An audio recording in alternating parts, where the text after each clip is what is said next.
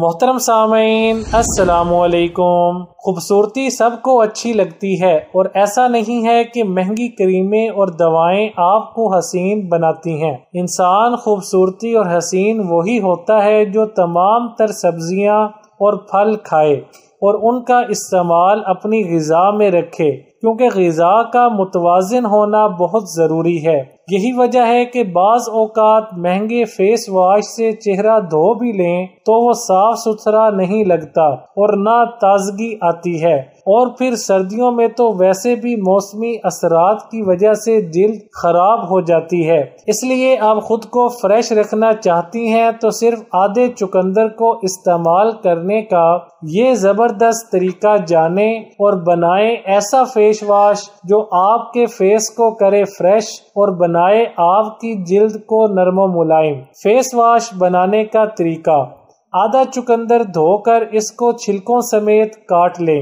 پھر 1 کپ پانی کو اچھی طرح ابالیں اور جوش آنے پر اس میں یہ چقندر ڈال کر 3 منٹ تک پکائیں۔ پھر اس میں 1 چمچ گلاب کا عرق، 1 چمچ ملتانی مٹی اور 1 چمچ دودھ ڈال کر مکس کر لیں اور اس کو ایک بوتل میں ڈال کر فریج میں رکھ لیں۔ لگانے کا طریقہ: جب بھی چہرہ دھوئیں اسی فیس واش سے دھوئیں اور لگانے کے بعد 3 منٹ تک لگا رہنے دیں تاکہ جلد کے اندر چقندر جذب ہو جائے اور آپ کو جلد ہی اچھا رزلٹ مل سکے۔ چقندر کا فائدہ کیوں؟